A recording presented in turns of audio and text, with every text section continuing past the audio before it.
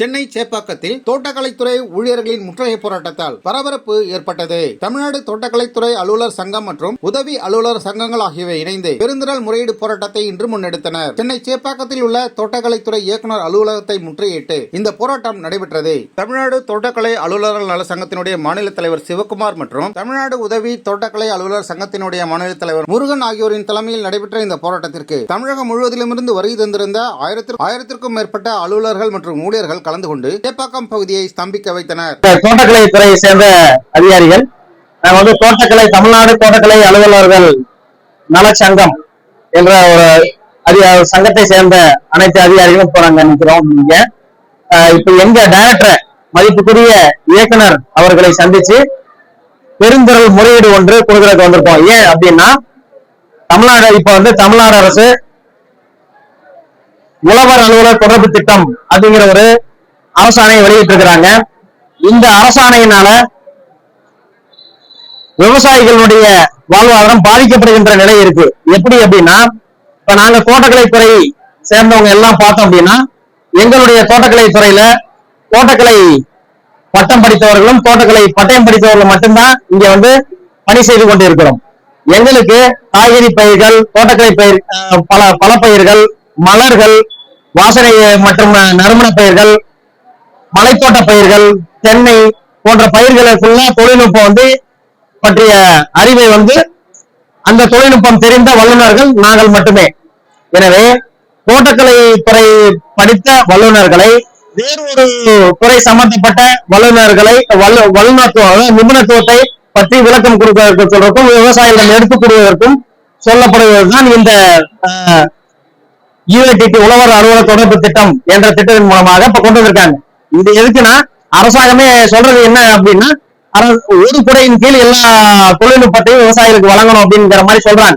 ஒரு குடையின் கீழ் எல்லா தொழில்நுட்பத்தையும் இந்த திட்டத்தின் மூலமாக கண்டிப்பாக கொடுக்க பிராக்டிக்கலா கண்டிப்பாக முடியாது. ஏன் அப்படின்னா நாங்க படித்தது ஒரு நிபுணத்துவம். அதே மாதிரி வேளாண்மை துறைனா வேளாண்மை படிப்பும் வேளாண்மை படிப்பும் படித்த வல்லுநர்களா இருப்பாங்க. அவங்களுக்கு எங்களுடைய தொழில்நுட்பம் தெரியாது. இதோட மட்டும் இல்லாம இப்ப அதே மாதிரி வேளாண் பொறியியல் துறை சம்பந்தப்பட்ட ஒரு துறை வல்லுநர்கள் அலுவலர்களை 4 துறை சம்பந்தப்பட்ட ஒரு தொழில்நுட்பங்களை விவசாயிகளுக்கு சொல்லும் போது சரியான தொழில்நுட்பத்தை முறையா கரெக்டா சொல்லித்தர இயலாது விவசாயிகளுக்கு. அதனால இறுதியாக பாதிக்கப்பட போவது விவசாயிகள் மட்டுமே. அதனால விவசாயிகள் பாதிக்கப்பட வேண்டாம். அதே மாதிரி அந்த நோக்கத்திலையும் இப்ப எங்களுடைய களப்பணியாளர்களை ஒரு மாவட்டம் விட்டு இன்னொரு மாவட்டத்துக்கு இந்த நான் டிரான்ஸ்பரபிள் பீரியட் இந்த டிரான்ஸ்பரே செய்யப்பட இறுதி ஆண்டு, அதாவது டிரான்ஸ்பர் செய்யப்படக்கூடாத இந்த வருடத்தினுடைய இறுதி கட்டத்துல டிரான்ஸ்பர் செய்யப்படும் போது இந்த பணிக்காக அவர்களுடைய குழந்தைகள், குடும்பம், குழந்தைகளுடைய கல்வி எல்லாருமே பாதிக்கப்படுறாங்க. அதனால அரசாங்கம் இந்த விவசாயிகளுடைய வாழ்வாதாரத்தை பாதிக்கின்ற அளவில் இருக்கக்கூடிய இந்த அரசு ஆணையை ரத்து செய்யணும் அப்படிங்கிற வேண்டிதான் நாங்க இங்க பெருந்திரள் முறையீடு செய்வதற்காக வந்திருக்கோம். எங்க இயக்குனர் அவர்களிடம் முறையீடு செய்திருக்கிறோம். மதிப்புக்குரிய வேளாண்மை உற்பத்தி ஆணையர் அவர்களும், மாண்புமிகு வேளாண்மை துறை அமைச்சர் அவர்களும், மாண்புமிகு தமிழக முதல்வர் அவர்களும் எங்களுடைய கோரிக்கையை கண்டிப்பாக ஏற்றுக்கொள்வார்கள் என்ற நம்பிக்கையில நாங்க இந்த பெருந்திரள் முறையீடை செய்வதற்கு வந்திருக்கிறோம். அரசாங்கம் உரிய எங்களுடைய கோரிக்கையை பரிசீலனை செய்ய வேண்டும் என்று இதன் மூலம் நாங்கள் கேட்டுக்கொள்கிறோம். அந்தந்த துறையிலேயே வேலை அதிகமா இருக்கும் போது அவங்களுக்கு இப்ப என்ன சொல்றாங்கன்னா, உதவி வேளாண்மை அலுவலர்கள் என்ன சொல்றாங்கன்னா, எங்களுக்கு பணிச்சுமை அதிகமா இருக்கு, எங்க பணிச்சுமையை குறைக்கிறதுக்கு நீங்களும் வாங்க அப்படிங்கிற மாதிரி எல்லாம் ட்வீட் பண்ணிருக்காங்க. ஆனா அவங்களுக்கே தெரியல, இந்த 5 விதமான ஒரு டிபார்ட்மெண்ட் வேலையுமே நம்மளால கரெக்டா செய்ய முடியாதப்ப ரொம்ப போராடுறோம். 5 டிபார்ட்மெண்டோட வேலையை எப்படி அவங்க செய்ய போறாங்க?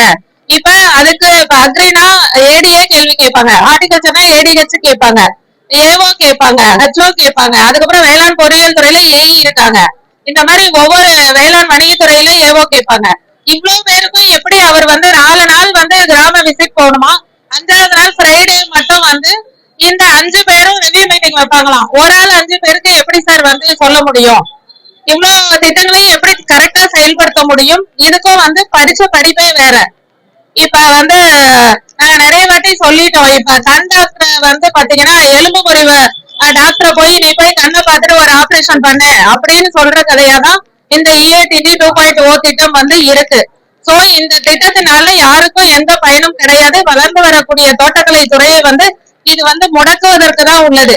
எங்களோட பரப்பு வந்து வேணும்னா அவங்களோட பரப்பை விட கம்மியாக 40 லட்சம் மட்டுமே இருக்கலாம். ஆனா அவங்களோட உற்பத்தியை விட எங்களோட உற்பத்தி திறன் வந்து மும்மடங்கு அதிகம். நாங்க 60 to 80% வந்து நேஷனல் கான்ட்ரிபியூஷன் எங்களோட GDP இருக்கு. அந்நிய செலவணியை வந்து எங்களோட பொருட்கள் வந்து பழங்கள், காய்கறிகள், நறுமண பொருட்கள், மிளகு, காஃபி அது மாதிரி எல்லாம் எக்ஸ்போர்ட்ல வந்து நாங்க அவ்வளவு ஏற்றுமதியை வந்து நாட்டுக்கும் நம்ம தமிழ்நாட்டுக்கும் இந்திய பொருளாதாரத்துக்கும் தோட்டக்கலையோட பங்கீடு வந்து ரொம்ப பெருசா இருக்கு. அப்ப நீங்க வந்து இந்த துறையை போய் இணைக்கும் போது பேசிக்கா எங்களுடைய உதவி தோட்டக்கலை அலுவலர்கள் தான் கள அலுவலர்கள். அவங்கள போய் நீங்க இணைச்சீங்க அப்படின்னா எப்படி வந்து அடுத்த தோட்டக்கலை துறை வளரும்? தோட்டக்கலை துறை வளரல அப்படின்னா நாட்டுக்கும் இழப்பு, விவசாயிகளுக்கும் இழப்பு. நாங்க வந்து பாத்தீங்கன்னா இதை மட்டும் செய்யல, விவசாயிகளுக்கு மட்டும் செய்யல, எங்களுக்கு வந்து பார்க்கு, பண்ணைகள் எல்லாமே இருக்கு. அதுல வந்து பாத்தீங்கன்னா இப்ப கூட சென்னையில ஒவ்வொரு தடவையும் நாங்க வந்து செம்மணி பூங்காவில வந்து ஊட்டியில எப்படி வந்து பிளவர் ஷோ நடத்தணுமோ அதே மாதிரி வந்து நாங்க லைவ் பிளவர் ஷோ வந்து 15 நாட்கள் பொங்கல் விடுமுறைக்கு கூட நாங்க வந்து போகாம எங்களுடைய மக்களுக்கு வந்து ஒரு இது ரெக்ரியேஷனை கொடுக்கணும் அப்படிங்கிறதுக்காக நாங்க இது பண்றோம். அதனால எல்லா விதமான பொதுமக்களுக்கும் தோட்டக்கலை துறை வந்து நாங்க ரொம்ப சிறப்பா பணியாற்றிக்கிட்டு இருக்கிறோம். கள அலுவலர்கள் வந்து வேளாண்மை துறையை கம்பேர் பண்ணும்போது ரொம்ப கம்மி தான், இருந்தாலுமே நாங்க வந்து பண்ணிட்டு இருக்கோம். அடுத்தது இன்னொன்னு பாத்தீங்கன்னா கொரோனா பீரியட்ல வந்து மருத்துவர்கள் எப்படி வேலை பார்த்தாங்களோ அதே மாதிரிதான் வந்து நாங்களும் வந்து வேலை பார்த்தோம். ஒவ்வொரு வீடா வந்து மக்களுக்கு வந்து காய்கறிகள், கீரைகள், பழப்பயிர்கள் அது எல்லாத்தையுமே, பழங்கள் எல்லாத்தையுமே நாங்க வந்து கொண்டு போய் கொடுத்து நாங்க வந்து இது பண்ணோம். யாருமே அதை வந்து செய்யல. அதுக்கப்புறம் மக்களுக்கு வந்து இங்க இருந்து மொபிலைஸ் பண்றதுக்கு காய்கறிகள் யாருமே போகாத டைம்ல நாங்களே எங்களோட 2 வீலர் எடுத்துட்டு போயிட்டு விவசாயிகளை பார்த்து அவங்களுக்கு ஒரு பாஸ் கொடுத்து, ஏன்னா எங்கேயும் விட மாட்டாங்க ஒரு டிஸ்ட்ரிக்ட்ல இருந்து இன்னொரு டிஸ்ட்ரிக்ட் போறதுக்கு அப்ப எதுவுமே அனுமதி கிடையாது. சோ அவங்களுக்கு வந்து அவசர காலமா நாங்க வந்து ஃபுல்லா கோவிட்ல ஃபுல்லா வந்து வேலை பார்த்தோம் அப்படின்னு சொன்னா அது வந்து தோட்டக்கலை அலுவலர்களுக்கு மட்டுமே அது வந்து உரித்தாகக்கூடியது. சோ எந்தவித இடர்பாடுகள் இருக்கும் போதும் வந்து நாங்க தான் வந்து அதை எல்லாத்தையும் பாதுகாத்துட்டு இருக்கோம். அதனால எங்களுடைய துறை வளர்ச்சிக்கு இன்னும் களப்பணியாளர்கள் அதிகமாக கொடுத்து எங்களுக்கு தனியான ஒரு செக்ரட்டரியேட் வேணும். ஜம்மு காஷ்மீர், ஹரியானா, கர்நாடகா இதுல எல்லாம் இருக்க மாதிரி எங்களுக்கு வந்து தனியா ஒரு மினிஸ்ட்ரி, தனியா எங்களுக்கு செக்ரட்டரி வேணும். அப்பதான் தோட்டக்கலை துறை வந்து நல்லா டெவலப் ஆகும். இன்னமும் வந்து எங்களுடைய வாழ்க்கை, அதாவது விவசாயிகளோட வாழ்வாதாரம் வந்து அதிகமாகும். தோட்டக்கலை துறையோட பங்களிப்பு வந்து தமிழ்நாட்டுக்கும் அதிகமா இருக்கும். ஏற்றுமதியின் மூலமா தமிழ்நாட்டுக்கு அந்நிய செலாவணி அதிகரிக்கும், இந்தியாவிற்கும் அதிகரிக்கும் அப்படின்னு சொல்லி வந்து அதனால இந்த EATT 2.0 திட்டத்தை வந்து ரத்து செய்ய கோரி நாங்கள் பணிவுடன் மாண்புமிகு முதலமைச்சர் அவர்களை கேட்டுக்கொள்கிறோம். நன்றி. இந்த உழவர் அலுவலர் தொடர்பு திட்டம் வேளாண்மை மற்றும் உழவர் நலத்துறையின் சார்பாக இந்த களப்பணியாளர்களாகிய உதவி வேளாண்மை அலுவலர்களையும் உதவி தோட்டக்கலை அலுவலர்களையும் இணைத்து 4 துறையினுடைய பணிகளை மேற்கொள்ள வேண்டி இந்த உழவர் அலுவலர் தொடர்பு திட்டம் UATT 2.0 என்கிற திட்டத்தினுடைய அரசாணை வந்திருக்குது. அந்த அரசாணையை அரசு செயல்படுத்தும் விதமாக இன்னைக்கு ஏற்கனவே வந்து இந்த பணியாளர்களை வந்து அதன் தொடர்ச்சியாக விடுவித்து ஆணையிடப்பட்டது.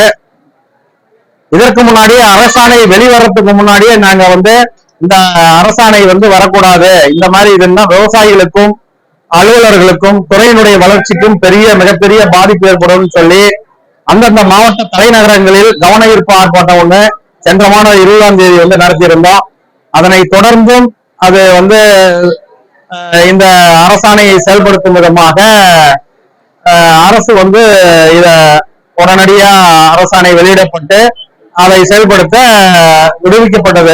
இதுல என்னன்னா உதவி தோட்டக்கலை 196 உதவி தோட்டக்கலை அலுவலர்களையும் வேளாண்மை துறையில பணியாற்றக்கூடிய 135 உதவி வேளாண்மை அலுவலர்களும் பணிப்பயிற்சி செய்து விடுவிக்கப்பட்டுட்டாங்க.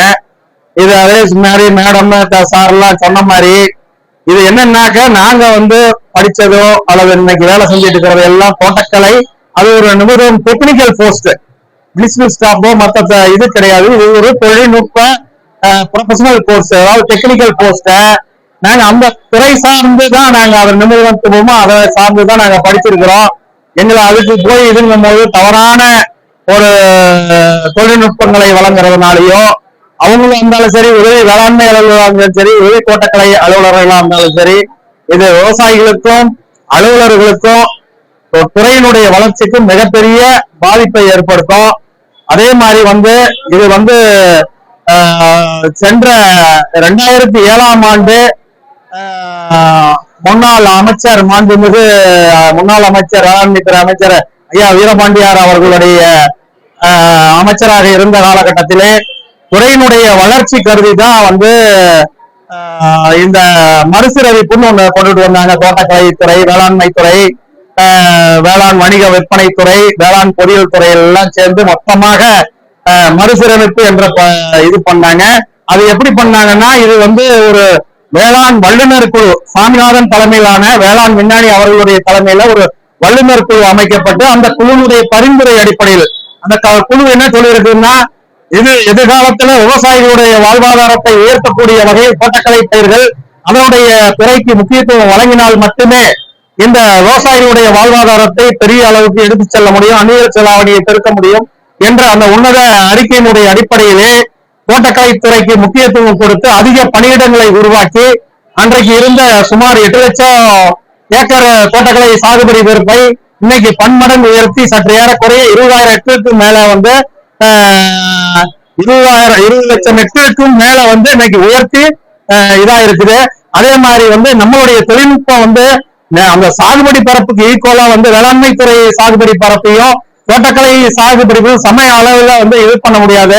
வேளாண்மை பயிர்கள் மானாவாரி நிலைகளிலேயோ அல்லது வயக்காடுகளிலேயோ தொடர்ச்சியாக ஒரு கண்டினியூட்டியாக ஒரே சமயத்தில் பயிரிடக்கூடிய பயிர்கள், அதற்கு அதனுடைய பாலோப்பு தொழில்நுட்பம் வழங்குகிறவர் மிக குறைந்த அளவான தொழில்நுட்ப வழங்கக்கூடிய ஒரு நிலை.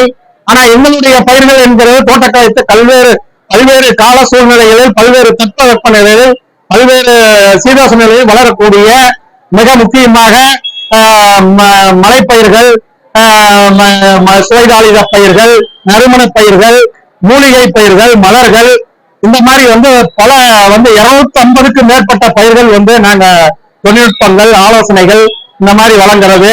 அது மட்டும் இல்ல, திட்டங்கள்லயும் உயர் தொழில்நுட்ப திட்டங்கள் நிறைய, பசுமை குடில் திட்டங்கள், நிலவேலை குடில் திட்டங்கள், மல்ச்சிங், சொட்டு நீர் பாசனம் வழியாக உயர் தொழில்நுட்பத்திலே விவசாயிகளுடைய உற்பத்தியை 2 மடங்காக உயர்த்தி மும்முடமாக வருமானத்தை உயர்த்தக்கூடிய வகையில் பல்வேறு தொழில்நுட்பங்கள் மூலமாக சிறப்பான முறையில் இன்னைக்கு விவசாயிகளுடைய வாழ்வாதாரம் பல மடங்கு உயர்ந்து, அதே மாதிரி இந்திய பொருளாதாரத்திலும் அந்நிய செலாவணி மூலமாக பொருளாதார வளர்ச்சியும் அடைந்திருக்குது.